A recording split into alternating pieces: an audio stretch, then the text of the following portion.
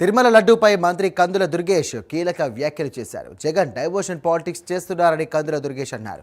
ఇక పరామర్శ యాత్రలు కాదు, కల్తీ నెయ్యిపై పశ్చాత్తాప యాత్రలు చేయాలన్నారు కందుల దుర్గేష్.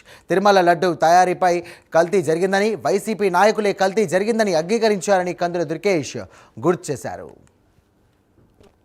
మీద నేను మళ్ళీ సెపరేట్గా పెడతాను, కానీ మైనస్ ఏం కాదు.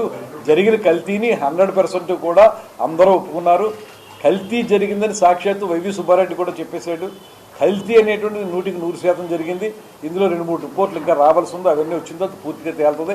100% కల్తీ జరిగింది అనేటువంటి మాట విషయంలో ఎక్కడా అనుమానం లేదు. ఇంక్లూడింగ్ వైఎస్ఆర్సీపీ నాయకులు కూడా కల్తీ జరిగిందని చెప్పారు. కాబట్టి అది జరిగిన కల్తీ, ఇది భక్తుల యొక్క మనోభావాలకు సంబంధించిన అంశం కనుక దీన్ని జాగ్రత్తగా మనం చూడాలనేటువంటి మాటతోటి అన్ని జాగ్రత్తలు తీసుకుంటాం. యాజ్ ఇట్ ఈజ్గా ఆ గిల్టీ ఉంది వాళ్ళకి, వారు ఆ గిల్ట్ ఫీల్ అవుతున్నారు.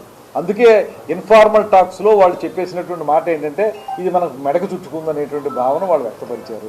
అదేవిధంగా వాళ్ళందరూ ఏంటంటే తప్పు జరిగిపోయింది, దీని నుంచి మనం ఎలా బయటపడాలి, ఎలాగా మనం దొంగలం, మనం పారిపోతూ దొంగని అరవాలి, ఎలా అరవాలి అనే దాని మీద వాళ్ళు స్ట్రాటజిక్గా నడుస్తున్నారు.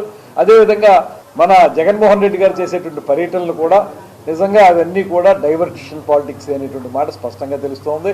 దాంతోపాటు ముఖ్యమైనటువంటి అంశం ఏంటంటే ఆయన చేయాల్సి వస్తే ఇలాంటి ఓదార్పు యాత్రలు కాదు, ప్రాయశ్చిత్త యాత్రలు చేయాలి అనేటువంటి వాళ్ళు మేము ముందు చెప్పాను. ఎందుకు ప్రాయశ్చిత్తం? ఆయన చేసిన తప్పులన్నింటికి ప్రాయశ్చిత్తం చేసుకునే విధంగా ఉండాలి తప్పితే ఆయన